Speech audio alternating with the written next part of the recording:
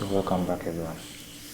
So now we're going to try to check if a sequence is empty. Now, a sequence can mean a tuple, which is this, a list, a string, dictionary, a set.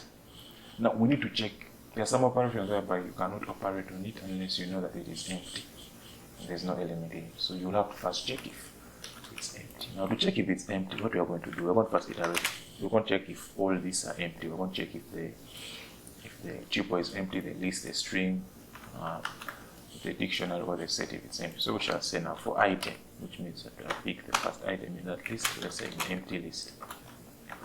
So we're going to say if not, let's say item.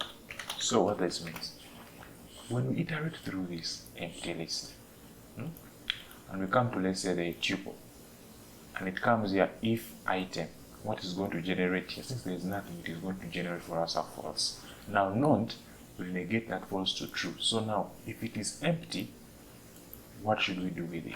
What I want to say, let's say something simple, print empty. Let's say print empty. Let's just say empty list. Let's say just an empty list. So if we run it, we want to go through all this. Empty list, empty list, empty list. All of them are empty. Let's say, for example, this one had elements. Let's say it had 2, and then you can see that the number is reduced to, let's say, 4. Let's say also this one had elements. I had something like 1. The number is reduced to 3.